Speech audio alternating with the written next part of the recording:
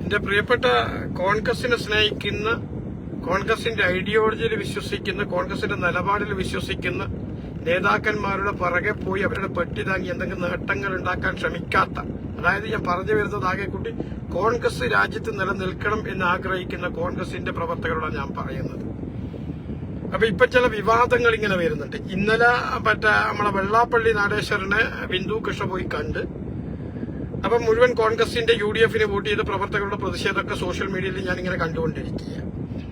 അപ്പൊ സ്വാഭാവികമായിട്ട് ഞാൻ വിചാരിച്ചു ആ സ്ത്രീക്ക് വിവരക്കേടിന്റെ ഭാഗമായിട്ട് ഒരുപക്ഷെ പോയി കണ്ടതായിരിക്കാം. കാരണം എന്ന് വെച്ചാൽ ബോധവും പൊക്കണമുള്ള ഒരാൾക്കും അദ്ദേഹത്തെ പോയി കാണാൻ പറ്റത്തില്ല. കാരണം എന്താ വെച്ച് കഴിഞ്ഞാല് കോൺഗ്രസിനെ നിശിതമായി വിമർശിച്ച് കോൺഗ്രസിനെ പരാജയപ്പെടുത്താൻ വേണ്ടി ആവനാഴിയിലെ അവസാനത്തെ പ്രയോഗവും പ്രയോഗിച്ച് എന്നിട്ട് കോൺഗ്രസിന്റെ വിജയത്തിന് റിസൾട്ട് വന്നതിന് ശേഷം കോൺഗ്രസിനെതിരെ പച്ചത്തെറിയൊക്കെ പറഞ്ഞു നടന്ന ഒരു മനുഷ്യന്റെ കാൽ കീഴിൽ പോയി കുമ്പിട്ട് നിൽക്കുന്നൊക്കെ നമ്മൾ കണ്ടതാ. അപ്പൊ ഞാൻ വെച്ച് വിവരമില്ലായിട്ട് പോയതായിരിക്കും അത്. ആ വിഷയത്തിനകത്ത് ഞാൻ കൂടുതലൊന്നും പറഞ്ഞത് അങ്ങോട്ട് അത് വിട്ട്. പക്ഷെ ഇന്ന് നോക്കുമ്പോൾ കേരളത്തിന്റെ ആഭ്യന്തരമന്ത്രി NDAയുടെ ഘടക കക്ഷിയായ അതിന്റെ നേതാവ് തുഷാർ വെള്ളാപ്പള്ളിയെ ഔദ്യോഗിക വാഹനത്തിൽ പോയിട്ട് ആ വീട്ടിൽ പോയി കാണുക. മനസ്സിലാക്കണം നിങ്ങൾ, എങ്ങനെ കോൺഗ്രസിനെ രാജ്യത്ത് നിന്ന് ഉന്മൂലനം ചെയ്യാൻ പ്രവർത്തിക്കുന്ന BJPന്റെ ഘടകകക്ഷിയായ ഒരു ഘടകകക്ഷി പാർട്ടിയുടെ നേതാവിനെ വീട്ടിൽ ഒരു സ്റ്റേറ്റിന്റെ ആഭ്യന്തരമന്ത്രി, മനസ്സിലാക്കണം നിങ്ങൾ, അങ്ങോട്ട് പോയിട്ട് ഔദ്യോഗിക വാഹനത്തിൽ പോയിട്ട് അദ്ദേഹത്തിന്റെ വീട്ടിൽ പോയി കാണുക. അപ്പൊ ഇതിന്റെ ഉദ്ദേശം എന്താന്ന് വെച്ച് കഴിഞ്ഞാല് അയാൾക്ക് മുഖ്യമന്ത്രി സ്ഥാനം കിട്ടിയിട്ടില്ല. ജനരോഷത്തിന്റെ മുന്നിൽ AICC അടക്കം മുട്ടുമടക്കേണ്ടി വന്ന ഒരു സ്ഥിതിവിശേഷം ഉണ്ടായി, നമ്മളൊക്കെ കണ്ടതാ. അപ്പൊ അതിന് പ്രതികാരം തീർക്കാൻ വേണ്ടി പാർട്ടിക്കകത്ത് വിവാദങ്ങൾ ഉണ്ടാക്കാനും സതീശനെതിരെ ഒരു വിവാദം ഉണ്ടാക്കാനും എന്നിട്ട് സതീശനെതിരെ ഒരു പ്രതിഷേധം ആളിക്കത്തിക്കാനും വേണ്ടിയിട്ടുള്ള ഒരു കരുക്കൾ നീക്കുന്നതാണ് ഈ മനുഷ്യൻ എന്നുള്ള കാര്യത്തിൽ ഒരു തർക്കവും വേണ്ട. കാരണം ഇദ്ദേഹത്തിന്റെ കുറെ കാലം പിറകോട്ട് പോയി കഴിഞ്ഞാൽ തന്നെ നമുക്ക് മനസ്സിലാവും. ഇദ്ദേഹത്തെ എടുത്തു വളർത്തി രാഷ്ട്രീയ പ്രസ്ഥാനത്തിലേക്ക് കൈപിടിച്ച് കൊണ്ടുവന്ന ലീഡർ കെ കരുണാകരന്റെ വീട്ടിനകത്ത് ഭക്ഷണവും കഴിച്ച് പുറത്തോട്ട് വന്നിട്ട് ലീഡർ കെ കരുണാകരനെ പിറകിൽ നിന്ന് കുത്തിയ പാരമ്പര്യമുള്ള ഒരാളാണ് ഈ രമേശ് ചെന്നിത്തല. നിങ്ങൾ മനസ്സിലാക്കണം, ഞാൻ ആ മനുഷ്യനൊക്കെ ഒരുപാട് ബഹുമാനങ്ങളൊക്കെ കൊടുത്തിട്ടുണ്ടായിരുന്നു, ഒരുപാട് സ്നേഹിച്ച അദ്ദേഹത്തിനൊക്കെ വേണ്ടി ഒരുപാട് ഞാൻ വാദങ്ങളൊക്കെ എതിരാളികളോടൊക്കെ തർക്കിക്കലൊക്കെ ഉണ്ടായിരുന്നു അദ്ദേഹത്തിന് വേണ്ടിയിട്ട്. പക്ഷെ ഇപ്പൊ അതൊക്കെ ഓർത്ത് ലജ്ജിച്ച് തലതാഴ്ത്തുക. കാരണം എന്താണെന്നറിയോ നിങ്ങൾ, എന്ത് കാരണത്തിലാണ് ഇപ്പം അങ്ങോട്ട് പോയിട്ട് അത് കോൺഗ്രസിനെ രാജ്യത്തിന് ഉന്മൂലനം ചെയ്യണം എന്ന് പറഞ്ഞ് രാഹുൽ ഗാന്ധിക്കെതിരെ പോലും മത്സരിച്ച ഒരുത്തന്റെ വീട്ടിൽ പോയിട്ട് അങ്ങോട്ട് പോയി കാണേണ്ട എന്ത് രാഷ്ട്രീയ സാഹചര്യ ഇന്ന് കേരളത്തിനകത്തുള്ളത്? അത് പറ നിങ്ങൾ. ഈ കേരളത്തിനകത്ത് ഇങ്ങനത്തെ മാത്രം വമ്പിച്ച വിജയം കോൺഗ്രസിനും UDFനും ഉണ്ടാവാണ്ടായ സാഹചര്യം എന്താ? ഈ അച്ഛനും മകന്റെയും പ്രവർത്തനത്തിന്റെ ഭാഗമായിട്ടല്ലേ ഞങ്ങൾക്ക് ഇത്രയും വലിയ മെജോറിറ്റി കിട്ടിയത്, അല്ലേ? അപ്പൊ അവര് പറഞ്ഞാല് ഈഴവ കമ്മ്യൂണിറ്റിയിൽപ്പെട്ട ഒരാൾ പോലും അവരെ പിന്തുണക്കുന്നില്ല. അത്രമാത്രം പച്ച വർഗീയതയും പുലഭ്യം പറഞ്ഞ ഒരു രണ്ട് സാധനങ്ങളാ എന്നുള്ള കാര്യം കേരളത്തിനകത്ത് ബോധമുള്ള ജനങ്ങൾക്കറിയാം, അറിഞ്ഞൂടെ? അപ്പൊ അതിന്റെ ഭാഗമായിട്ട് കിട്ടിയ വിജയങ്ങളാ.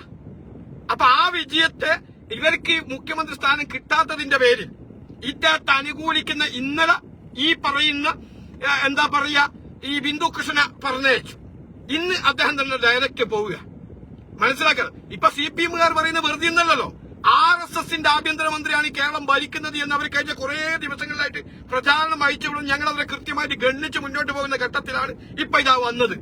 ഇപ്പൊ എന്നോടൊക്കെ ഒരുപാട് കമ്മ്യൂണിസ്റ്റുകാർ യോജിക്കുന്നുണ്ട്. ഇപ്പൊ എങ്ങനെയായി ഞങ്ങൾ പറഞ്ഞത്? ഞങ്ങൾക്കതിനെ തള്ളി പറയാൻ പറ്റുമോ? വീഡിയോ അടക്കല്ലേ, പുറത്തു വന്ന വിഷ്വൽ അടക്കം അല്ലേ? അപ്പൊ എന്ത് രാഷ്ട്രീയ സാഹചര്യ? അപ്പൊ അതുകൊണ്ട് ഞാൻ വളരെ ശ്രദ്ധാപൂർവം തന്നെയാണ് ഞാൻ പറയുന്നത്. എന്റെ വോയിസ് കേൾക്കുന്ന ആരെങ്കിലും കേരളത്തിന്റെ CMുമായിട്ട് നല്ല ആത്മബന്ധമുണ്ടെങ്കിൽ അദ്ദേഹത്തിനൊരു സൂചന കൊടുക്കണം, ശ്രദ്ധിച്ച് മുന്നോട്ട് നീങ്ങണം എന്നുള്ള കാര്യം. കാരണം ഈ CPMനോ BJPനോ നമ്മൾ ഭയപ്പെടേണ്ട.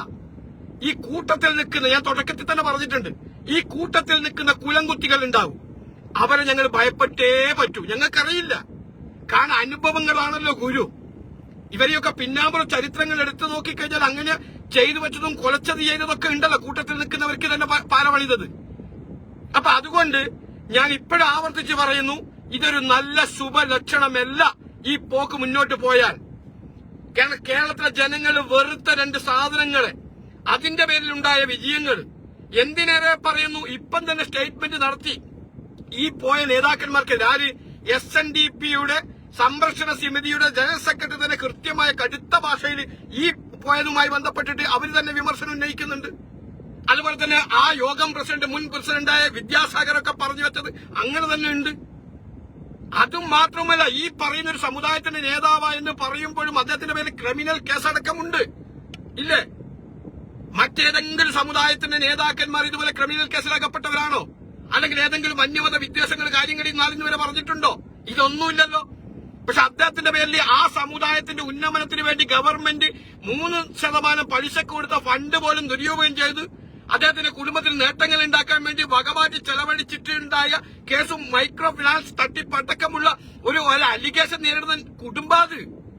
ആ കുടുംബത്തിലേക്ക് ഇപ്പൊ യാതൊരു രാഷ്ട്രീയ സാഹചര്യവും ഇല്ല. ഞങ്ങളെ പരാജയപ്പെടുത്താൻ വേണ്ടി ഇലക്ഷൻ പ്രഖ്യാപിച്ച അന്ന് തൊട്ടിട്ട് വിജയിച്ച് വന്നതിന് ശേഷം ഞങ്ങളെ പരിഹസിക്കുന്നവരുടെ വീട്ടിലേക്ക് ഇവര് പോകുന്നതിന്റെ ഉദ്ദേശം എന്താ? അതാ പറയണേ. ഒരുപക്ഷെ ഞങ്ങളെ ഘടകകക്ഷിയോ ഞങ്ങൾക്ക് സപ്പോർട്ട് ചെയ്തിട്ടെങ്കിലോ കോൺഗ്രസിന്റെ വിജയത്തിന് വേണ്ടി 2 സ്റ്റേറ്റ്മെന്റോ നടത്തിയിട്ടുണ്ടെങ്കിൽ അങ്ങനെ ഇങ്ങ് വെച്ച് ഞങ്ങൾക്ക് മറ്റെതിരാളികളോട് വാദിക്കാം. അതൊന്നുമില്ലല്ലോ. ഒരു ഭാഗത്ത് BJP ഞങ്ങളെ തകർക്കാൻ നോക്കുമ്പോൾ മകൻ അവർക്ക് സപ്പോർട്ട് കൂടി നിൽക്കുന്നു. മറുഭാഗത്ത് ഇടതുപക്ഷം ഞങ്ങളെ ആഞ്ഞ് ഇല്ലാതെ പച്ചക്കളവ് ഞങ്ങളെ നേതാക്കന്മാർക്ക് ഞങ്ങളെ പ്രസ്ഥാനത്തിനെ ഉന്നയിക്കുമ്പോ അതിനെ സപ്പോർട്ട് ചെയ്തിട്ട് അച്ഛൻ അപ്പുറം നിൽക്കുന്നു. ഈ രണ്ടുപേരെയും പോയി കാണേണ്ട എന്ത് രാഷ്ട്രീയ സാഹചര്യമുള്ളത്? ഇവർക്ക് പാർട്ടിയോട് വല്ല കൂറും കടപ്പാടും ഉണ്ടോ? ഇവരുടെ അധികാരം മാത്രമല്ലാതെ ചിന്തിച്ചു നോക്ക്. നിങ്ങളെ മനസ്സാക്ഷിയോട് നിങ്ങൾ ചോദിക്കണം ഇന്ന്. അപ്പൊ ഈ എതിരാളികൾ പറയുമ്പോൾ നമുക്ക് എങ്ങനെ ഇതൊക്കെ ഗണ്ണിക്കാൻ പറ്റും?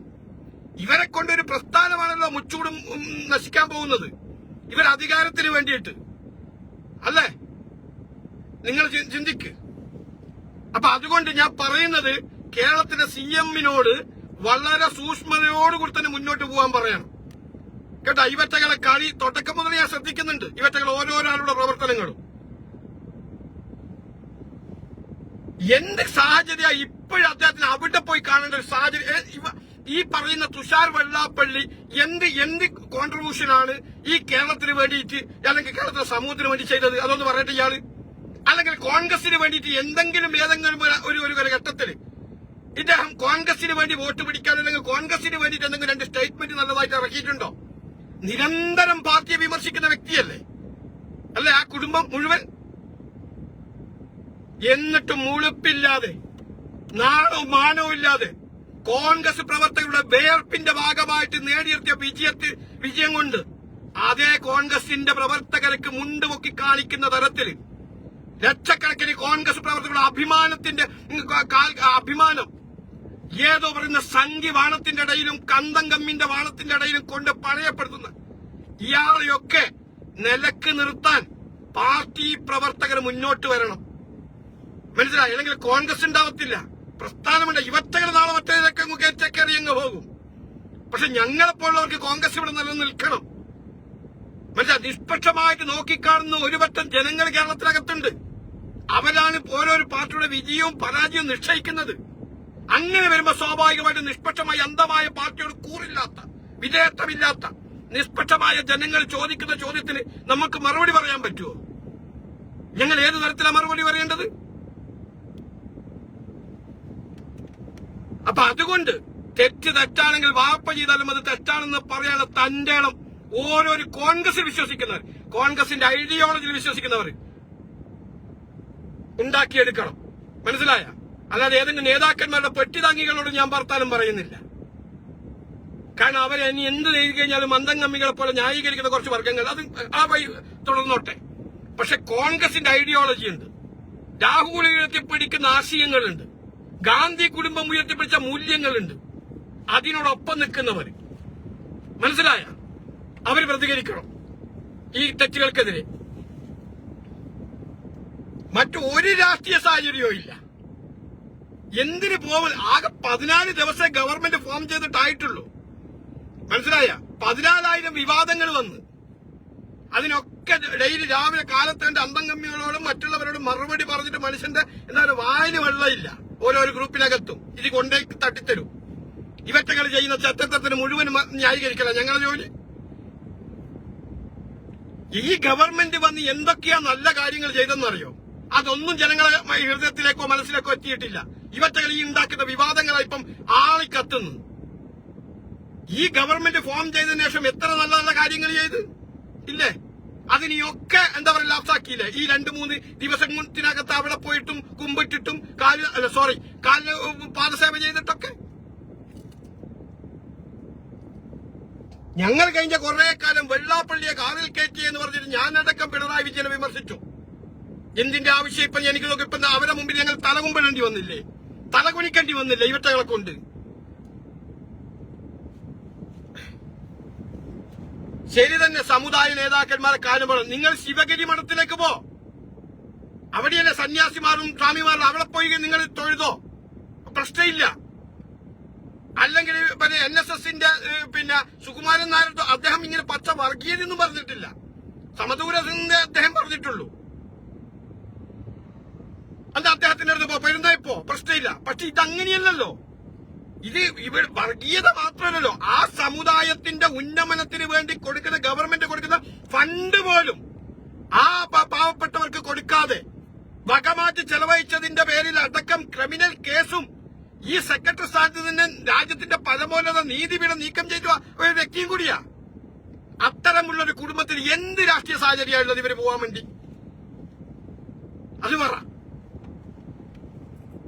പിന്നെ ഇലക്ഷന് മുമ്പേ ഇവരൊക്കെ വലിയ മതനിരപേക്ഷത, ജനാധിപത്യ കേരളത്തിൽ വർഗീയ ശക്തികൾക്ക് ഞങ്ങൾ വാഴാൻ അനുവദിക്കത്തില്ല എന്നൊക്കെ വാണടിച്ച് കയറിയിട്ട് പറഞ്ഞ വാക്കിന് വിലയുണ്ടെങ്കിൽ ഞങ്ങളൊക്കെ പറഞ്ഞ തല വെട്ടിപ്പോയാലും അതിലവിടെ ഉറച്ചവിടെ നിൽക്കും. അതാ ഞങ്ങളെയൊക്കെ ഇത് വാക്ക് മാറ്റി പറയത്തില്ല. അത് കിട്ടി പോലും നഷ്ടപ്പെട്ടു പോലും. പക്ഷെ പറഞ്ഞ വാക്കുണ്ട് മനുഷ്യന്റെ, ആ വാക്ക് പാലിക്കണ്ടേ? ഇനി ഇപ്പം വന്നിട്ട് വരും അത് എല്ലാവരെയും കൂട്ടിച്ചേർക്കാൻ വേണ്ടി, എല്ലാവരെയും ചേർത്ത് പിടിക്കാൻ വേണ്ടി. എന്ത് ചേർത്ത് പിടിക്കണം? ഞങ്ങളെ ചേർത്ത് പിടിച്ചിട്ട് ഞങ്ങളെ ബാക്കിൽ അടിച്ചു തരാനാ, ഞങ്ങളെ സന്ധിക്ക് വെക്കാനാ? ചേർത്ത് പിടിക്കേണ്ടവരെ ചേർത്ത് പിടിക്കണം, മനസ്സിലായ? ഞങ്ങളെ പരാജയപ്പെടുത്താൻ വേണ്ടി ഞങ്ങൾക്കെതിരെ അലിഗേഷൻ ഉണ്ടാക്കി കോൺഗ്രസ് പാർട്ടിയെ പൊതുസമൂഹത്തിന്റെ മുമ്പിൽ തുണി ഉഴിഞ്ഞ് എന്താ പറയണത് നാണം കെടുത്തിയ അവസ്ഥകളടുത്തേക്ക് പോയിട്ട് പിന്നെ പറയാം അതങ്ങനെ സമുദായത്തിന്റെ എല്ലാം വേണ്ടാന്ന് ഞങ്ങൾ പറയുന്നില്ല. ഇങ്ങോട്ട് വന്നോട്ടെ, കണ്ടോട്ടെ, അത് മാന്യത. പക്ഷെ അങ്ങോട്ട് ഔദ്യോഗിക വാഹനത്തിൽ അങ്ങോട്ട് പോയി കാണേണ്ട എന്ത് രാഷ്ട്രീയ സാഹചര്യം ഇപ്പൊ ഉള്ളതെന്നാണ് എന്റെ ചോദ്യം. ഇങ്ങോട്ട് വരട്ടെ. ഇന്നലെ ഞങ്ങളെ കേരളത്തിലെ CM-ന് ഈ തുഷാർ വെള്ളാപ്പള്ളി വന്ന് ഇങ്ങോട്ട് കണ്ടു കാണിച്ചു. സഖാക്കളി അതെടുത്ത് ഇതാ കണ്ടോ കണ്ടില്ല. ഞങ്ങൾ പറഞ്ഞു എന്താ കേരളത്തിന്റെ മുഖ്യമന്ത്രിയാ, ആർക്കും അദ്ദേഹത്തെ പോയി കാണാം, അതിനെന്താ തെറ്റ്? അദ്ദേഹം അത് സ്വീകരിക്കണം. അദ്ദേഹം അങ്ങനെ ഒരാൾ അദ്ദേഹത്തെ കാണാൻ പോയിട്ട് കാണാൻ കൂട്ടാക്കാതെ മാറിയെന്നെങ്കിൽ ഞങ്ങൾ വിമർശിക്കും. പക്ഷെ അങ്ങോട്ട് പോയി കണ്ടോട്ടെ. പക്ഷെ ഒരു കേരളത്തിന്റെ ഒരു സ്റ്റേറ്റിന്റെ മന്ത്രി ഔദ്യോഗിക വാഹനത്തിൽ ഞങ്ങളെ പരാജയപ്പെടുത്താൻ വേണ്ടിയും ഞങ്ങളെ കുറ്റം പറഞ്ഞ് നടക്കുന്ന ഗാന്ധി കുടുംബത്തിനെ പോലും ഒരു ഉളുപ്പില്ലാതെ ആക്ഷേപിച്ച് നടക്കുന്ന ഒരു വ്യക്തിയെ ഈ പാർട്ടിന്റെ ലെവലിൽ നിന്ന് വിജയിച്ചിട്ട് ഈ പാർട്ടിന്റെ ഔദാര്യത്തിന് മന്ത്രിയായിട്ട് എന്നിട്ട് അങ്ങോട്ട് പോയിട്ട് ഞങ്ങളെ തകർക്കാൻ നടക്കുന്നവന്റെ കാലിനിടയിലേക്ക് പോയിട്ട് സ്വീകരണം ഏറ്റ് വാങ്ങാൻ വേണ്ടി ഉളുപ്പെന്ന് പറയുന്ന ഒരു വസ്തുത, 3 അക്ഷരം ഇവരൊക്കെ ശരീരത്തിലുണ്ടോ? ഉണ്ടോ? ഉണ്ടെങ്കിൽ ലെവലേശം ബാക്കിയുണ്ടെങ്കിൽ രാജിവെച്ച് പോകണം, മനസ്സിലായി? രാജിവെച്ച് ഇറങ്ങിപ്പോകണം.